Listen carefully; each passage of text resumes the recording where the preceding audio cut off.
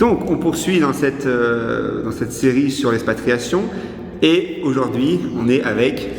Alors, je me présente, je m'appelle Issam Belkiri, je suis professeur d'histoire-géographie depuis maintenant 4 ans. Et mon expérience à Cuenca, c'est, je dirais, ma 3e expérience à l'étranger. Ok. Donc, justement, on va commencer par là. Quelles ont été tes 2 autres expériences auparavant? Alors, j'ai commencé avec ma première expérience qui était assez courte en Italie, où j'ai fait 3 mois pour un remplacement. Et j'ai tellement apprécié que j'ai décidé de renouveler l'expérience. Et ensuite, je suis allé 1 an en Égypte. Et là, vraiment, j'ai compris en fait que c'était ce qui me plaisait. Ok. C'est lycée Milan, lycée de français à lycée Milan. Stendhal, exactement, lycée Stendhal en Italie et l'école française d'Hurghada en Égypte. Très bien, ok. Donc, d'ailleurs, l'Italie, comment ça s'est fait? Pourquoi à ce moment-là, tu t'es dit, je vais partir à l'étranger? Bah, en fait, j'étais très triste de mon expérience d'enseignement en France. On m'avait déplacé dans une académie qui ne me plaisait absolument pas, puisque j'étais à Amiens, et moi je viens de l'académie de Versailles. Donc j'ai essayé un petit peu de forcer les choses, et par un ami qui était déjà dans les réseaux français des écoles à l'étranger, il m'a proposé de regarder ce qu'il y avait. Donc je vais sur le site que tout le monde connaît, hein, je regarde les offres, les postes qu'il y a, et je vois offre exceptionnelle, Milan, 3 mois, professeur d'histoire-géographie. Je me dis, sans aucune conviction, pourquoi pas, allez, on peut essayer. Et au final, le lendemain, on m'appelle directement. Oui, monsieur, s'il vous plaît, est-ce que vous pouvez venir Et stupide, quoi. Exactement, je dis, oui, d'accord. Et justement, les 3 mois que tu as fait là-bas, c'était comment? Alors, moi, il faut savoir qu'à la base, j'étais pas un très grand voyageur, et surtout, quand je voyageais, j'aimais beaucoup partir avec mon petit groupe d'amis. Donc là, c'était vraiment une de mes premières expériences où j'étais en solitaire et j'appréhendais beaucoup. T'avais quel âge? J'avais 26 ans, je viens d'avoir 26 ans. 25-26 ans. Et j'appréhendais beaucoup, surtout je parle pas italien, mon anglais à cette époque il n'était pas encore incroyable, donc j'appréhendais beaucoup, mais au final, très bonne expérience, j'étais très surpris de l'accueil qu'on m'a fait, aussi de ma capacité à pouvoir me débrouiller en étant tout seul, donc vraiment je me suis révélé en fait, c'est la période où je me suis révélé. Et le niveau des élèves, parce que c'est un bon lycée, Stendhal, non? Il est excellent, très grande école, le niveau des élèves il est très bon, et surtout ce qu'il faut savoir c'est qu'il y a beaucoup de... je pense qu'on est sur presque une majorité, non je dirais pas une majorité, mais au moins facilement une moitié de Français. Ouais. Donc vraiment là, le niveau il est excellent. Ah oui, j'imagine, ouais. Donc ensuite, tu as pris tes valises, tu es parti à Hurghada en Égypte? Exactement. Je suis rentré assez tôt, je suis rentré en avril-mai en France. Donc j'ai eu le temps de me reposer un petit peu et j'ai regardé ce qui se passait. Et moi je cherchais un pays soit asiatique, soit un pays... Ah oui, asiatique. Étonnant. Soit un pays asiatique, soit un pays plus proche. Peut-être Tunisie. Moi vraiment je voulais aller en Tunisie. Et quand j'ai vu qu'il n'y avait pas d'offre en Tunisie, j'ai vu une offre en Égypte. Je me suis dit, bon l'Égypte ça reste en Afrique du Nord, ça pourrait me plaire. Et j'ai postulé pareil, ça s'est fait un petit peu dans l'urgence. Ils avaient vraiment besoin d'un professeur d'histoire-géographie. Et donc j'ai accepté. Et quand je suis allé en Égypte, là vraiment ça a été l'expérience qui m'a le plus impacté, qui m'a le plus touché. Ok. Donc vas-y, raconte un peu en Égypte, c'est comment, ton cadre de vie, ton école? Là, dès que j'arrive en Égypte, c'est une école qui est totalement différente de l'école que j'ai vue en Italie. Là vraiment, on sent que c'est une école un petit peu dans la débrouille. On voit qu'on peut se retrouver à 3-4 élèves par classe. On est avec le CNED. Moi, c'était la première fois que j'ai découvert le CNED. C'était une mauvaise surprise. Et en fait, ce que j'ai aimé dans cette école, c'est que tout de suite, on m'a donné des responsabilités. On m'a dit là, on a besoin de toi. L'école, elle est dans le dur. Tu vas avoir des élèves qui vont passer le bac, qui n'ont pas vraiment qui n'ont pas d'expérience. Donc là, c'est toi, c'est toi qui vas prendre les rênes. On va te donner des classes et à toi de les emmener jusqu'au bac. Et là, vraiment, j'ai adoré. Parce qu'on m'a fait confiance. On m'a laissé expérimenter ce que j'avais expérimenté.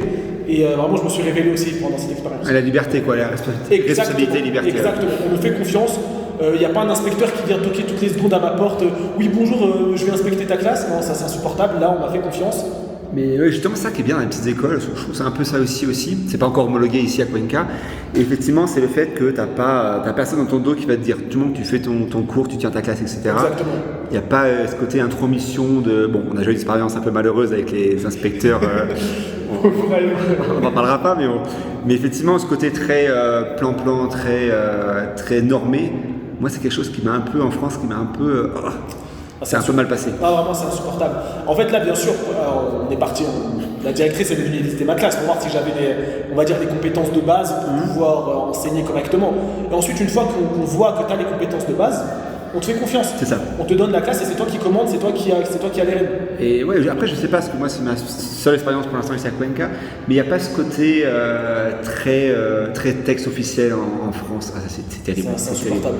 Et encore, j'étais en apprentissage en France, un peu moins, mais j'imagine que dans l'enseignement général, en fait, ça va être, dès le début, on parle, oui, la liberté pédagogique. La liberté pédagogique, en fait, elle se perd de plus en plus. C'est ça. Et je trouve que c'est ça aussi, la liberté qu'on a ici, effectivement, c'est que c'est beaucoup plus... on est plus libre. On est vraiment plus libre. Ouais, toujours en étant, bien sûr, dans le cadre des programmes. Non, bien sûr. On a une liberté pédagogique ici qui est incroyable. Et qu'on n'a plus en France. C'est vrai que ça, c'est l'avantage. Je ne sais pas si c'est pareil dans toutes les écoles, mais dans toutes les petites écoles qui se construisent, du moins, c'est assez vrai. Quoi. Donc, bref, l'Égypte, et ensuite... Et ensuite, une fois que mon expérience en Égypte s'est terminée, un petit peu dans la douleur, en fait, ce qu'il faut savoir, c'est qu'avec les petites écoles comme ça, c'est qu'elles essayent de pérenniser leurs équipes et donc elles essayent de garder le plus possible leurs professeurs. Et en fait, moi, vraiment, là, je suis toujours dans une optique où j'ai envie de voyager le plus possible. J'ai envie de faire le plus de choses possible. J'ai envie de, toujours en faisant le maximum dans l'école, un an, une école. C'est un petit peu ma vision que j'ai actuellement. Et donc, la directrice ne voulait pas me laisser partir parce qu'elle apprécie mon travail. Enfin, ça me touche, mais bon, j'ai envie de partir. Donc, quand je pars. La liberté, quoi. Ça fait un petit peu dans la douleur. Et donc, ensuite, j'étais déjà venu en Équateur il y a maintenant 3 ans de ça, en tant que... On va pas aller trop vite. Le cadre de vie en Égypte. Alors, le cadre de vie en Égypte, d'accord. Il faut savoir que quand on arrive... En fait, l'Égypte, c'est un pays qui est totalement différent selon qu'on se situe dans le nord ou dans le sud. Dans le nord, je pense que le cadre de vie doit être assez... Pour un occidental moyen, le cadre de vie dans le nord de l'Égypte doit être assez difficile. Rugueux, quoi. Rugueux, vraiment. C'est là, on sent qu'il y a des siècles qui sont pas passés. C'est vraiment difficile.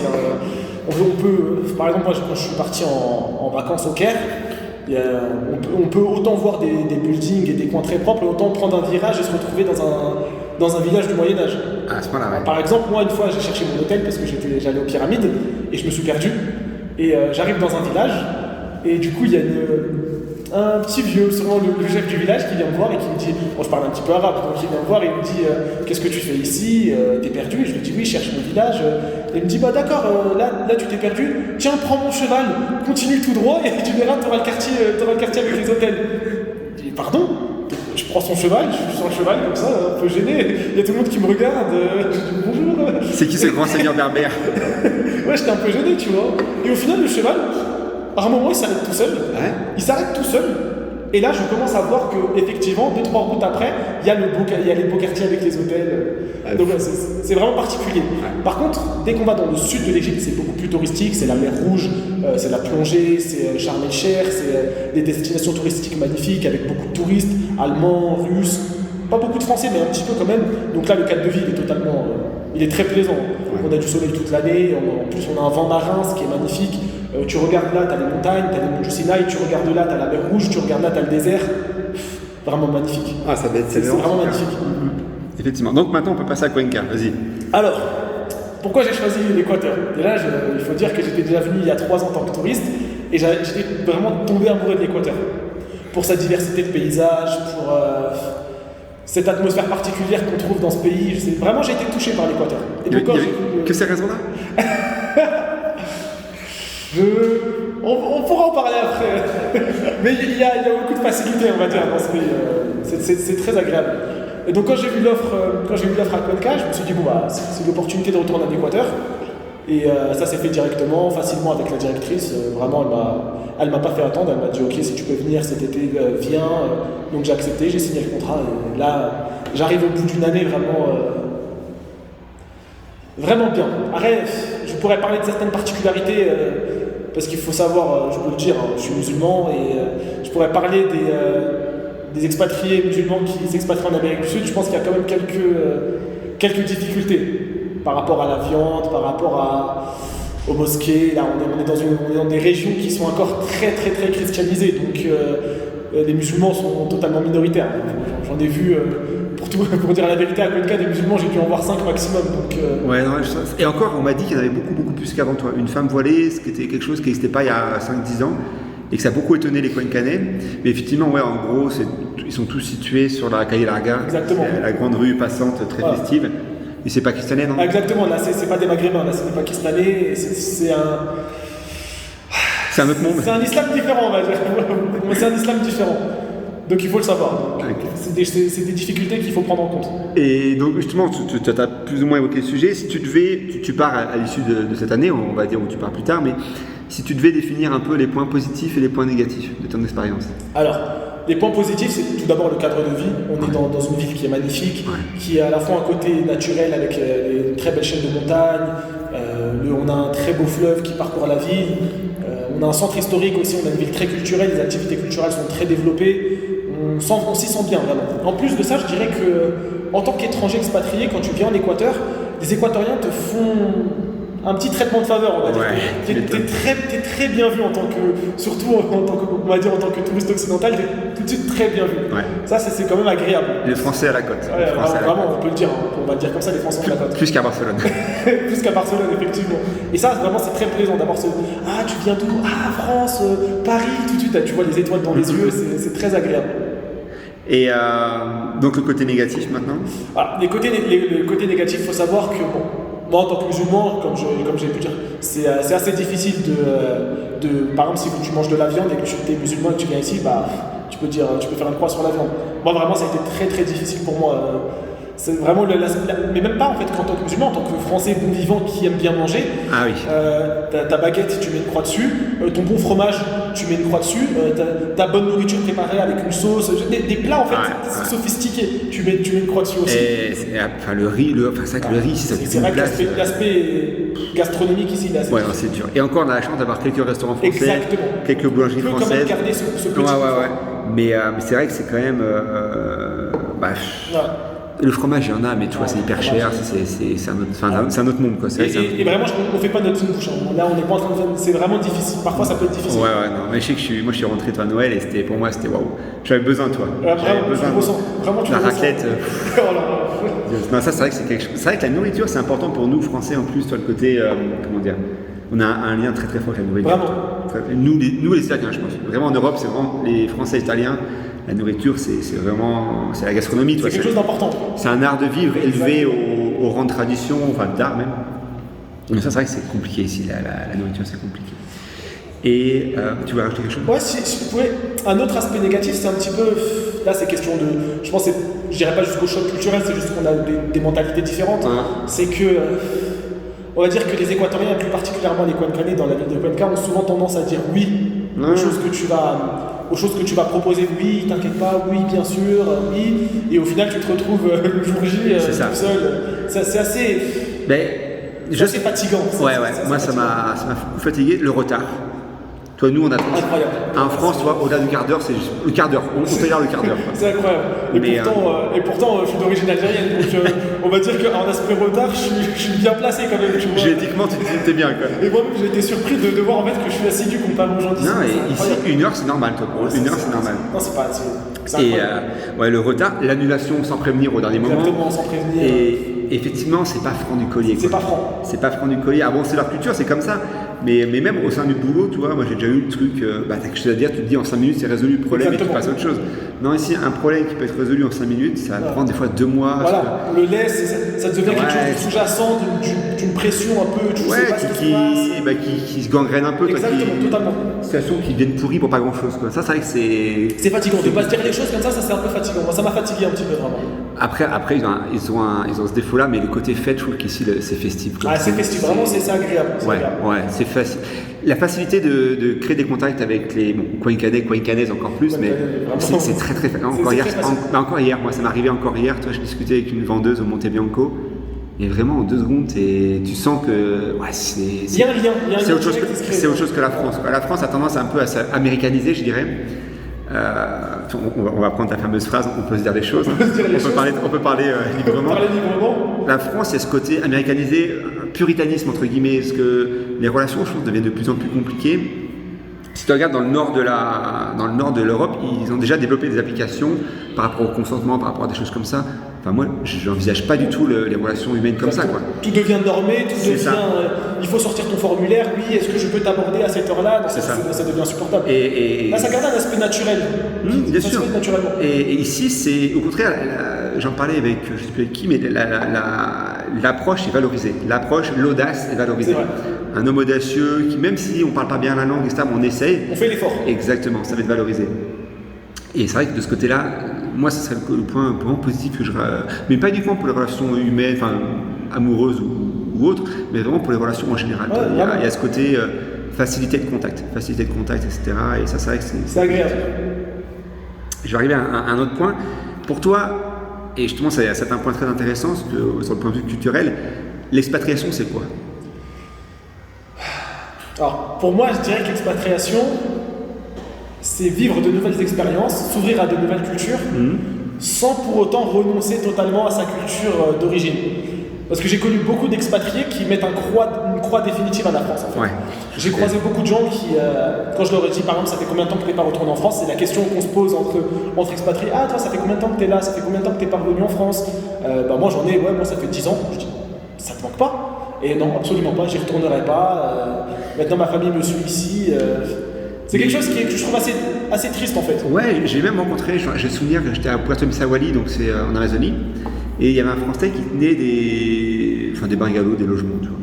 Et le mec m'a même dit, avait limite pas envie de parler du fait qu'il était français, quoi. Pas honte, enfin, je sais pas si c'est la honte ou pas, mais ça l'intéressait plus de parler du fait qu'il était français. Je vois très bien, Comme une évanescence de la nationalité, quoi, de l'appartenance à une nation. Moi, ça m'a beaucoup étonné, parce que autant je vais poursuivre dans la voie d'expatriation, autant renoncer à la France. Ça, c'est un truc. Pourquoi? Surtout qu'en plus, quand tu vois comment ta culture elle est valorisée à l'étranger, comment tu vois comment la France elle est vue à l'étranger, c'est vraiment. Oui, c'est une fierté. Tu vois que c'est vraiment une fierté. C'est ça. Peut-être plus quand tu les réalises pas forcément quand tu es en France, mais dès que tu sors de France, exactement. Tu réalises qu'être français, il y a vraiment quelque chose de particulier. Peut-être parce que nous, on a tendance à s'autoflageller en France par rapport à la France, alors qu'à l'étranger, la France est très très valorisée, enfin, du moins dans l'Amérique latine. Après, je ne sais pas partout, en Europe peut-être un peu moins maintenant, mais en Amérique latine, c'est très très valorisé. Et parce qu'ils n'en voient pas souvent aussi, des Français, je pense qu'ils n'en voient pas souvent aussi. Mais justement, la question que je voulais te poser, c'est comment tu conçois l'expatriation dans un contexte de mondialisation, bien sûr. Dans un contexte de mondialisation, c'est justement ce que je dis. En fait, je pense qu'il ne faut pas, justement dans un contexte de mondialisation, il ne faut pas oublier d'où on vient. Parce que sinon, l'expatriation, ça devient juste une étape. Ça devient juste une étape d'un grand voyage sans fin.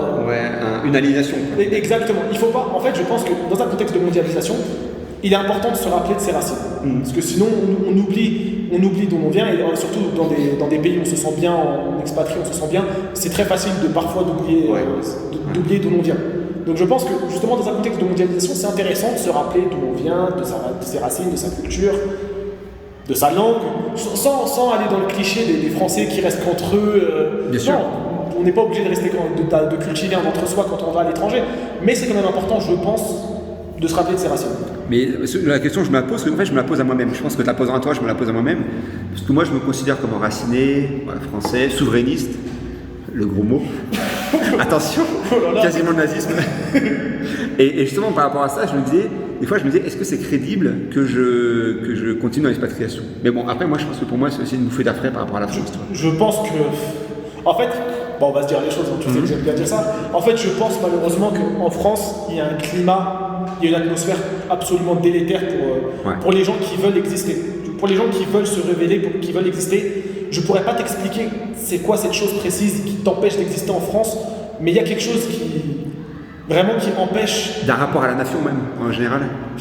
Ce serait vraiment, c'est un sentiment. Moi, j'ai un sentiment en France où je me sens bridé dans mes capacités, c'est vraiment, ça devient de plus en plus frustrant à un moment. Et dès que tu sors, même que tu vas en Espagne, faut pas aller très loin, mais tu te sens totalement revivre. C'est totalement vrai, parce que je me rappelle quand je vivais en France, donc j'ai fait mon Erasmus en Espagne, et pour moi c'était waouh. C'est un monde comme ça, c'est la révélation. Exactement. Tu respires, tu sens exister, tu sens vivre. Ouais, exactement. La France c'est beaucoup plus bridé, c'est beaucoup plus. Il y a une chape de plomb, je trouve ça. Mais je sais pas, c'est quoi, c'est un côté normatif, un côté conformiste, je pourrais pas t'expliquer, je pense que c'est un tout, tu vois. Ouais, un peu l'idée qu'on se regarde tous un peu, pas en chien de faïence, mais qu'on s'observe un peu les uns les autres, qu'on a tendance à juger beaucoup plus, etc.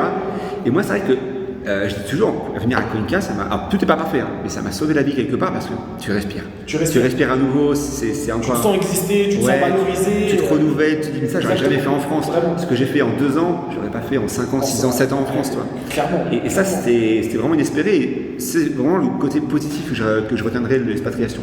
Je pense que c'est pas fait pour tout le monde, l'expatriation, le fait de partir. Mais les personnes qui sentent l'envie de le faire, qui sentent le besoin, toi, vraiment la bouffée d'air frais quand tu sors de l'eau, quoi, je dirais ça, faut le faire. Dans ce cas-là, faut le faire absolument parce que c'est vrai que c'est un truc qui te. Toi, c'est. Clairement. Par exemple, quand tu dis que c'est pas fait pour tout le monde, moi j'avais un ami et je lui avais demandé justement parce que lui était parti en Italie un peu plus de 2 mois. Ouais. Il avait envie de partir tout seul, il s'est dit je vais faire mon road trip en Italie et je vais voyager tout seul, je vais rencontrer de nouvelles personnes, etc. Et au final, ça s'est très mal passé pour lui. Il a parlé à quasiment personne, il est resté tout seul pendant 2 mois, il est resté. Et puis limite, tu vois, il commençait à s'imaginer des choses en fait. Oui, tout le monde m'observe, moi je suis tout seul. Paranoïaque. Exactement, il commençait limite à développer des comportements paranoïaques. Et quand il est rentré en France, il était en pleurs. Il a dit plus jamais je pars sans vous, plus jamais les gars je pars sans vous. Et moi ça m'a fait peur parce que c'est mon ami, je le connais depuis que je suis petit, et je pensais qu'on était à peu près pareil. Donc je me suis dit, si ça a fait ça pour lui, qu'est-ce que ça va faire pour moi? Tout le monde n'est pas destiné à sortir de son milieu social, de son milieu géographique. Exactement. Mais clairement, il faut faire un certain effort, c'est vrai. Et d'où le fait que tu m'as dit que toi, la plupart de tes amis, c'était plutôt posé dans la vie, toi, tu avais eu cette envie de voyager, de sortir, etc. quoi. Mais moi, je pense que j'aurais pas fini super heureux si j'étais resté en France. Non, clairement, je pense aussi. C'est. En fait, à la fin, il y a un certain fatalisme qui s'installe. Ouais. Et tu restes dans ta routine qui. C'est ça, en fait, tu te résignes à dire bon voilà, j'ai mes petits loisirs, ma famille, mes amis, mon boulot, il n'y a plus que ça, quoi. C'est de temps en temps un voyage, tu vois. Ouais, et encore pas tout le temps, tu vois. Mais effectivement, je répète, c'est pas pour tout le monde. Je pense que c'est. Mais par contre, c'est vrai que quand tu sens que tu as besoin de ça, il faut partir. Exactement. Parce que sinon, c'est pas sain. C'est pas sain de rester. Même pour toi, pour ta santé mentale, c'est pas sain de rester. Non, tout à fait. Ouais, après, ça te ronge. C'est vraiment un truc qui te ronge. Mais justement, tu vois, juste pour revenir sur la mondialisation et l'expatriation, tu vois, je pense que c'est pas incompatible d'être souverainiste, d'aimer sa culture, d'aimer la France et de s'expatrier parce qu'au final, tu l'as fait briller aussi à l'étranger quelque part. Yes. En plus, nous, à fortiori, on est dans une école française. Exactement. Moi, j'ai plaisir non seulement à enseigner le programme, mais à passer la culture française. Tu vois. Exactement. Comme un passeur de culture, moi, je suis très fier de ma culture. Et il y a l'idée de, voilà, je sais que la plupart des élèves qu'on a, ils iront, allez, à 75, à 80, à 100%, ils iront en France. Ils iront en France, c'est sûr. Et justement, je suis très. Parce que la plupart de ceux qu'on a, nous, ne sont pas français. Il y a certains qui sont moitié français, etc., mais la plupart sont équatoriens. Et l'idée de quand tu leur parles, tu vas dire bah voilà, tu vas aller dans telle ville, ça va être comme ça, etc. Ça c'est très intéressant quand tu partages avec eux. Quand tu leur dis, mais vous imaginez même pas à quel point ce que vous allez manger l'an prochain, ça va être excellent. Quoi. Exactement. Par rapport à votre riz, désolé, mais le riz, moi je peux plus. Le riz, je peux plus. Et mais c'est. Donc ouais, effectivement, il y a aussi ce côté passeur de culture. Quoi. C'est vrai que autant, tu vois, il faut se mêler à la culture locale, je pense qu'on l'a bien fait tous. Mais autant, c'est vrai qu'il y a toujours l'attachement français, on a le lien à l'école française, aux collègues, etc. Et c'est très intéressant parce que tu redécouvres la France aussi en découvrant des collègues qui sont totalement différents, qui viennent des milieux totalement différents. Enfin, toi, c'est la région parisienne, moi, c'est l'ouest de la France. Enfin, toi, Guillaume, c'est plutôt dans l'est, etc. On est tous de régions différentes. Et finalement, tu reparles de certaines choses, tu redécouvres un peu la France par tes collègues aussi. C'est vrai. En partageant sur ça. Quoi. Donc, nous arrivons à la fin. Toi, tu pars à une nouvelle destination l'an prochain. Alors, comme je vous ai dit, toujours un pays, une année. L'année prochaine, je vais à Budapest, en Hongrie, dans une école française qui a l'air très bien. Et, ça tombe bien parce que l'Europe de l'Est, au final, je connais très peu, donc ça va me permettre de découvrir une nouvelle région. Là, je serai plus près de la France, donc je pourrai être un peu plus près de ma famille. Comme je vous ai dit, par rapport aux contraintes, par rapport aux difficultés, en tant que musulman, là, je pense qu'une petite communauté turque en Hongrie, la viande, ça va être facile. Donc non, je pense que je me rapproche un petit peu de la France et ça va être agréable, je pense. Ouais, peut-être tu voulais revoir la neige, etc. Exactement, c'est vrai qu'il y a les saisons. Un problème de saison, de climat, de temporalité. Ici, on est un petit peu déconnecté. Même le petit blues de l'hiver, tu vois, ici, je l'ai eu un petit peu plus tardivement, tu vois, je sentais que mon corps, il ne comprenait pas vraiment ce qui se passait en termes de saison. Mais c'est vrai que Cuenca, c'est particulier, parce que tu peux avoir les 4 saisons, entre guillemets, en 15 minutes, quoi. Exactement. En 15 minutes, il va pleuvoir, il va faire froid, il va faire chaud, et... C'est particulier. Et ouais, des fois, c'est vrai que c'est un peu... Et quand il fait chaud, il fait pas chaud à moitié, ici. Ça tape... Ouais, exactement. Le soleil, il est dur ici. Ça tape dur, quoi. C'est vrai. Et donc pour conclure, toi tu te vois continuer dans la voie comme ça d'expatriation de d'autres pays plus tard, ou à un moment te poser aussi? Alors, moi j'aimerais bien continuer encore un petit peu cette expérience d'expatriation parce qu'en fait, en soi, on a une chance qui est, je le répéterai jamais assez, mais on a une chance qui est incroyable de pouvoir voyager dans des pays, d'y travailler, de s'installer, de découvrir des cultures. C'est vraiment un luxe qui est incroyable. Je me suis rendu compte dans ces 2 années en Équateur, parce qu'ici, comme ils disent, sacar un visa, sortir le visa, c'est d'un compliqué. C'est d'un compliqué pour eux. Non mais vraiment, c'est incroyable. Ouais. Alors que nous, on a juste à montrer notre visa français et on voyage dans toute l'Amérique du Sud avec une facilité. Très très facilement. Même toi, demain, des écoles françaises, il y en a partout dans le monde, même jusqu'en Irak, etc. Demain, tu vas là-bas, ils te font ton visa, quoi. Littéralement, ils te font ton visa, ils te font tout. Non, c'est vraiment c'est très simple. Ça, ouais, c'est vrai qu'on a une chance extraordinaire par rapport à ça. Le visa fort, quoi. Non, vraiment, ça, c'est vraiment quelque chose que tu t'en rends compte de ce pouvoir du passeport français. Ah, clairement. Tu t'en rends compte vraiment une fois que tu pars à l'étranger. Une fois que tu quittes l'Union Européenne, tu te rends compte de la facilité avec laquelle tu peux voyager avec un passeport français. Ouais, franchement, c'est fou. C'est vrai que c'est fou ce côté-là. Non, c'est un privilège. Vraiment, vraiment, il faut le dire, c'est un privilège. Clairement. Quand je vois comme ils galèrent ici, l'argent qu'ils laissent aussi là-dedans, etc. Tu dois dépenser des milliers des cents, tu dois attendre des mois et c'est même pas sûr. Ouais, c'est ça. Tu dois monter des gages, ton salaire, combien tu touches, qu'est-ce que tu vas faire, où tu vas aller, quel hôtel tu vas. Non, exactement. C'est trop. D'où le fait que tu as beaucoup d'Équatoriens qui vont illégaux, tu vois, aux États-Unis. C'est vraiment. C'est fort le nombre d'Équatoriens illégaux, quoi. Donc tu veux poursuivre? Donc j'aimerais bien encore poursuivre un petit peu cette expérience d'expatriation en Asie. J'aimerais bien me faire peut-être un pays en Asie, la Thaïlande, le Vietnam, je sais pas, je me laisse encore le mystère, mais j'aimerais bien découvrir encore l'Asie. Et ensuite j'aimerais bien, pour finir cette expérience, on va dire de manière définitive, m'expatrier de manière définitive dans un pays du Maghreb. J'aimerais bien la Tunisie. Je sais que les écoles françaises en Algérie sont extrêmement difficiles à atteindre. Donc la Tunisie, ça me plairait bien. Et au final, je pense que... Le Maroc, non? Non, en Europe? Non, le Maroc, j'ai dit le Maroc. Ah, le Maroc? Peut-être, je sais pas. Mais je pense que c'est quelque chose de...